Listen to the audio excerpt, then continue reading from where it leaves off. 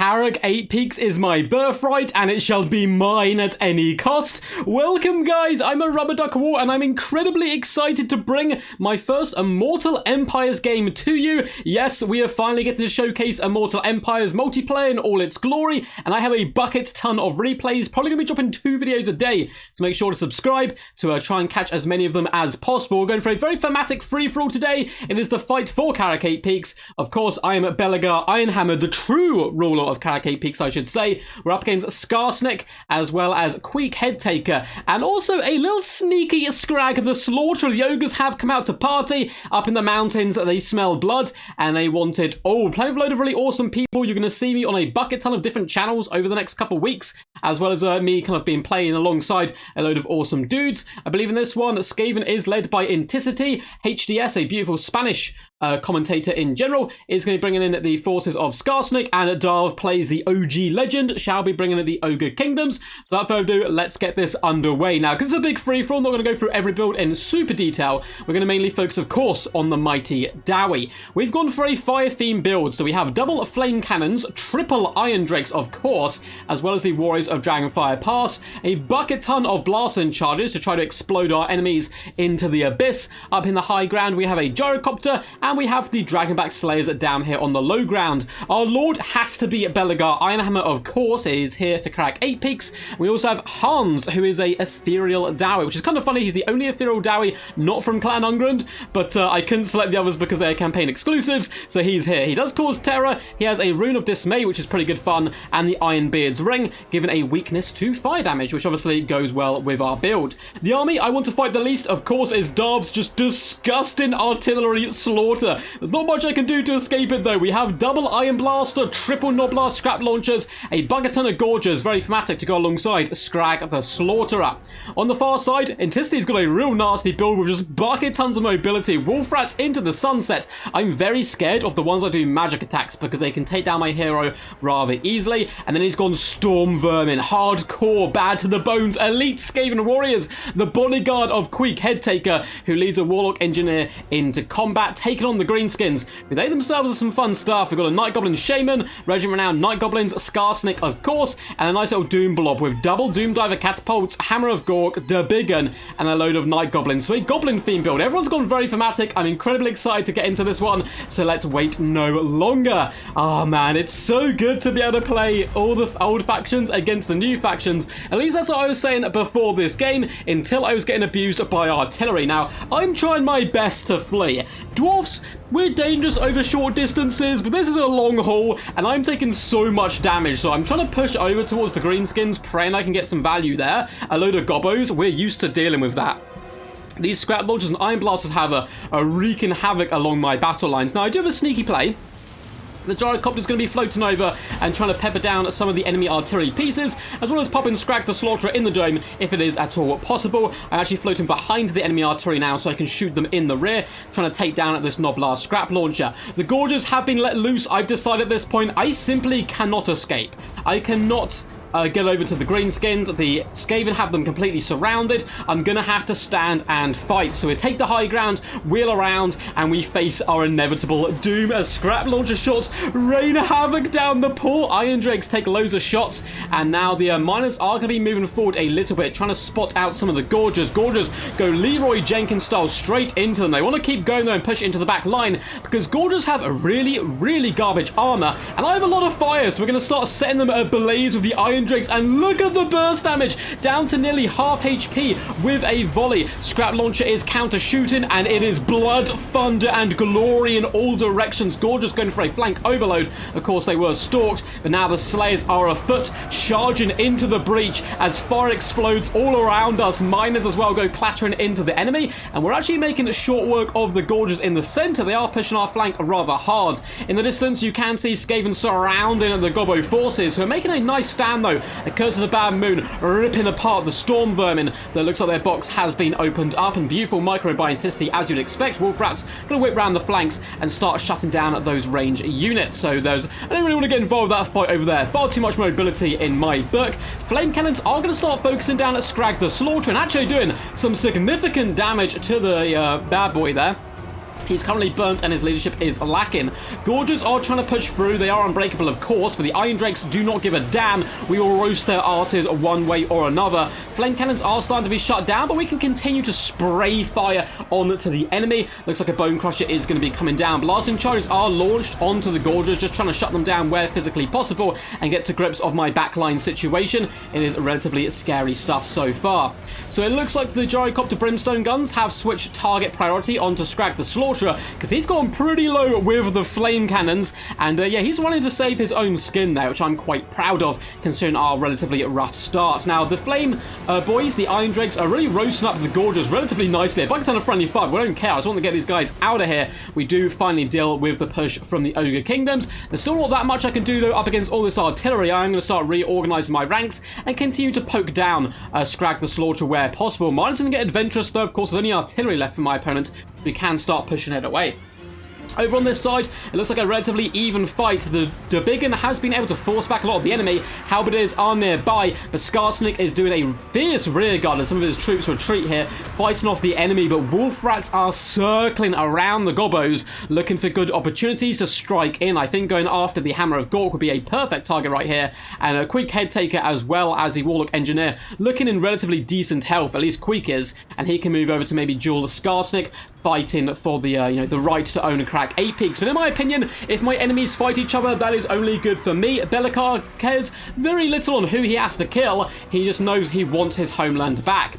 I'm going to be leaving my flame cannons a little bit, going for a cheeky push, but my opponent is simply going to kite backwards, which is very much the smart play. It'd break my little Dowie heart, but I'm like, okay, I'm not going to be able to realistically catch this Ogre build, so I'm going to float over and start to get down and dirty with the Gobbos and Skaven if at all possible. And the Brimstone gun's doing some nice damage, but my god, that scatter shot coming up from the Iron Blaster takes down one of the Gyrocopters. We're out of ammunition now, doing some decent damage to Scrag the Slaughterer nonetheless, and there are some miners floating their way back into the action as once again we're going to go up onto our hill. Flame cannons, still 3 artillery pieces on this models, and 4 artillery pieces on the other one, so doing relatively decent. We're going to start focusing down the Wolf Rats and Storm Vermin. Looks like the Skaven have got a bit of a play here. I really like this. They've decided to abandon the Greenskin push. The Greenskins have so many deadly characters here, the Wolf Rats can't really get involved, but what can the Wolf Rats do? Hunt, and they're going to be hunting down the Ogre Artillery. However, Ogre Artillery is basically chariots, so the Wolf Rats might find they've bitten off more than they can chew. They're also taking massive damage on the push. Gyrocopter doing a cheeky little charge onto Scrag the Slaughterer. That's been a miss micro from me. Those guys that run out of ammunition I didn't notice, so unfortunately we charged into a hand-to-hand combat. Wolf Rats doing a decent job though, just trying to hound and harass the enemy, but you gotta remember, Ogres cause fear, and Wolf Rats do not have the best leadership in the universe. Our flame cannons are getting ready to unleash hell upon the enemy, and some of our Iron Drakes are roasting off some remaining Storm Vermin. Unfortunately, the Biggin is now going to take turns to bully the Dwarfs. First it was the Ogres abusing us with artillery, now it's going to be the Greenskins, but that's not too much we can do about that. Flame cannons are singing, launching shots down onto the Wolf Rats, who are not too happy to have exploding balls of fire around them, and honestly, I don't blame them. I probably wouldn't be too happy either. The Biggin is focused down miners though, which is honestly an okay target for me, for him to focus down. They've got blasting charges still, but there's not that much enemy infantry to take down. There is some night goblins, but you can see the battle is very, very spread now. The Greenskins have been left alone, so they're most likely going to push for me, and despite a relatively tough start with the amount of artillery, if we have a look at the armies, I think we're in a relatively solid position. Our army's pretty damn good. We have taken significant losses though on most units, so I'm a little worried about our leadership. Flame cannons are going to shoot Iron Blasters, of course, not going to do the most damage there, but hey, damage is damage at the end of the day, and I might as well use up my ammunition. Looks like Scrag the Slaughterer has picked a fight with Queek, which isn't going to go too well for Scrag. Trophy Heads has been popped on him, and it looks like he is routing to try to save himself, but I'm going to take this opportunity. When I said earlier Belikar doesn't care if he kills the enemy who stole his house on his kingdom, I lied. I want to kill every single enemy general on the battlefield, and that's just what I'm going to do. Flame cannon launching shots into Scrag, looking to steal the kill from Queek Head Taker. We are kill stealers, and down Scrag goes. 1 rival down, 2 to go. Queek Head Taker is going to be trying to engage with the enemy Iron Blasters, though he's been slowed by Dismember. He's not going to enjoy that too much. With an Iron Blaster point blank range, able to shoot into him, we're once again going to try to nick the kill though. Flame cannon shots are exploded around Queek, who's really having quite a bad day. It started off so well, killing a load of Gobbos, and now he's fleeing, trying to save his own skin, but he's been slowed by Dismember, and he is really taking significant damage. It looks like back in our fight, the Greenskins have come to party. We do have the big curse of the bad moon go down. Lovely animation on that. Miners will quite comfortably be able to fall back, though, and our blasting charge is actually focused down Night Goblin Shaman. One, because I thought it'd be funny to explode him, but also it can actually do some okay damage. We also have the Gyrocopters floating over to hopefully help assassinate him, and Dragonback Slayers are pushed up on this right-hand side. Looks like the Ogres have come back to bully us. The Flame Cannons are doing relatively solid here, and that curse really is trying to hunt me down. I'm trying to flee with my miners. Get away from me. But, you know, the forces of Gork and Mork trying to push it over in my direction. Flame Cannons are continuing to unleash hell upon the Iron Blasters, who are running out of ammunition, going to start moving into hand-to-hand combat. We have a lot of Discourage, though, in my army. A mixture of Iron Drakes and as well as the Flame Cannons, looking to probably break off these Iron Blasters relatively comfortably here. We still have okay ammunition on our Flame Cannons. The Iron Drakes as well looking not too shabby. Hans is still going strong, only 2 kills on him so far, but he's going to be very pivotal in the late game, I feel, although there's a lot of magic attacks still left on the battlefield in the form of the Wolf Rats of Anticity, and he was doing really good right now, points-wise.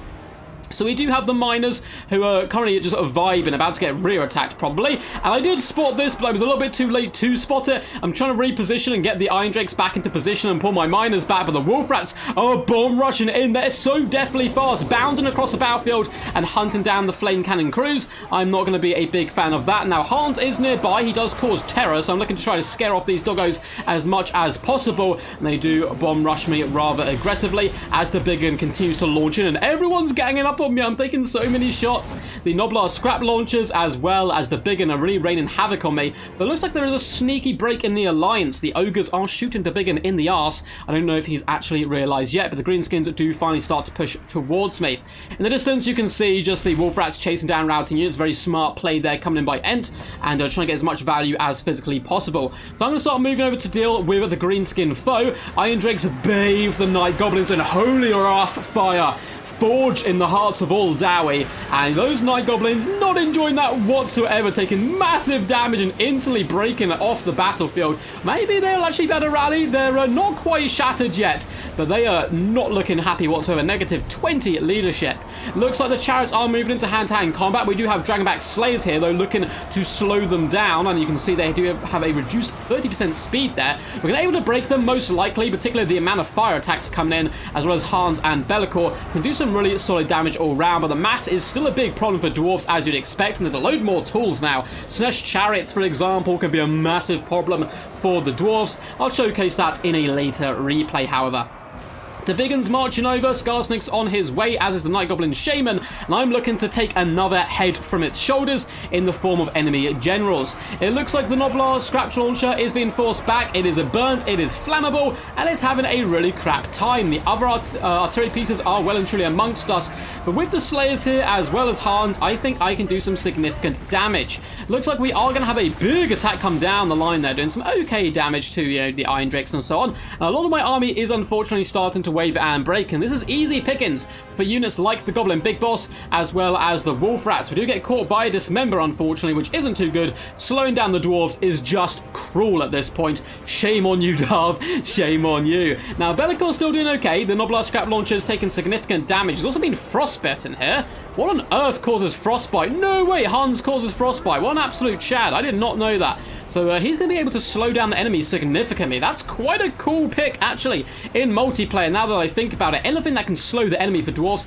is pretty key and crucial. The big one is moving in, and Belagar, across the battlefield, sees and smells his arrival. I'm ignoring the big one. Bellicor is going straight after Skarsnik. Actually, as I say that, I do get a little distracted here, trying to support his buddy Hans, who's doing some pretty good damage to the big one in general. Trixie Traps goes down. Spider Bad Moon is going down. We do have Gyrocopters forcing themselves in. The Miners, disgusting, the Miners. They flee. Bellicar's here. He's on the precipice of glory. Everything he's ever wanted, and his men start to abandon him, but he shall know no fear. He shall stand and fight against the enemies of the Dowie, and he's doing some decent work. So I'm really focusing down the big one at this point because it's relatively beat up. You can see that Bellicar has gone into a rampage. The Miners, seeing that their lord is just frothing at the mouth and taken on this gigantic beast, decide, you know what, we can't let him fight alone, and they come back into the action. It's a very close fight here in the middle,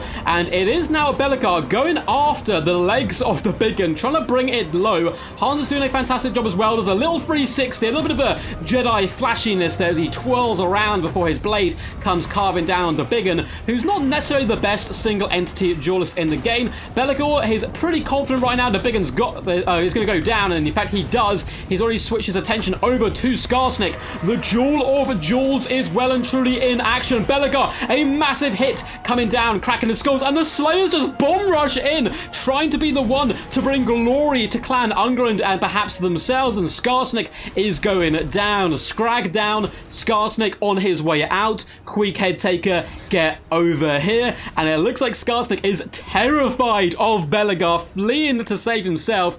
We're not going to let him get off that easy, and Belegar delivers a hammer blow to the back of his neck, splitting skull and brain matter everywhere.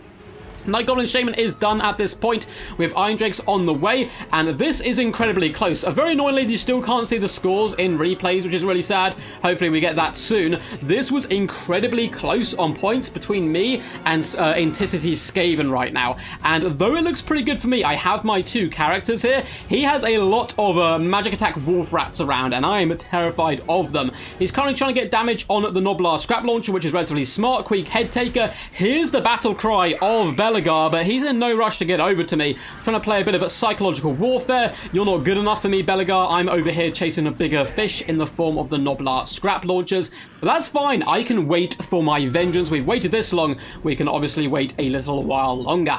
Now I'm going to start pushing over. It looks like Noblar Scrap Launcher is about to go down, so it will just be the Skaven versus me. There's wolf rats in the distance. I'm going to fast forward a little bit here because I leave my opponents just basically going to get in position and obviously get all his wolf rats over, and there's going to be a little bit of a poke and stroke with the Iron Drakes trying to pop into different directions and threaten my opponent, and yeah, it's coming in for the final fight. So who is your money on, guys? Go into the comments and let me know. Can the Dowie hold firm as the wolf rats circle? Queek is on his way, and those magic attacks are coming straight for Hans, which I certainly expect, and some good target priority. Iron Drakes are going to be going down. They get one last volley off on the Storm Vermin, nearly break them, but a well-placed stand your ground is going to perhaps keep them in action, though they are terrified right now.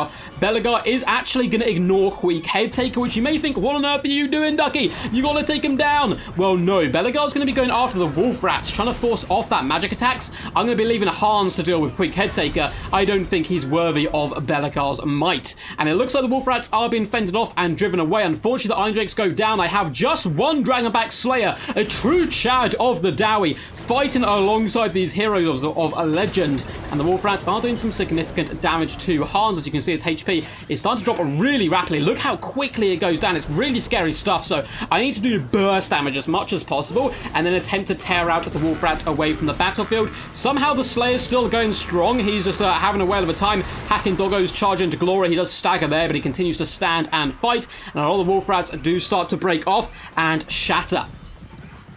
Belegar is trying to move through the masses to take down Queek. My opponent doesn't want to give me the fight though, so that's okay. I'm going to hack down Storm Vermin where possible. You can see Queek shuffle in, goes for a backstab on Belegar, but the Skaven forces are out before the might of Belegar, or Belegar. Oh my god, I've been calling him Belegar like the entire game. My god, it's so like stuck in my mind. But Belegar, oh my god, that's going to be so hard to say.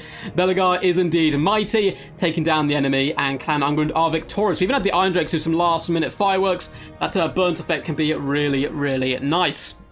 Well played to my opponent. So yeah, massive shout out to, I believe it was HDS playing the Greenskins. We had Dov playing the Oak Kingdoms and Inticity playing the Skaven. Make sure to go check out their channels. All the replays are going to be shown over the next couple of weeks. Are going to be normally with other content creators. So if you enjoy like Total War content in general and want to go check it out, make sure to go check all those guys out. They're really awesome people. HS, I believe, is in Spanish, so of course you want to be a Spanish speaker to be able to go over there. Also played with Samurai Warrior, fantastic Italian YouTuber. Definitely go check him out. I've played some games. I've played a lot of games with Indie Pride of Milk and Cookies Total War. That's probably what my next replay is going to be on. We've had a load of good ones, so yeah, you're going to see a lot of people on the channel. And yeah, it's been good fun.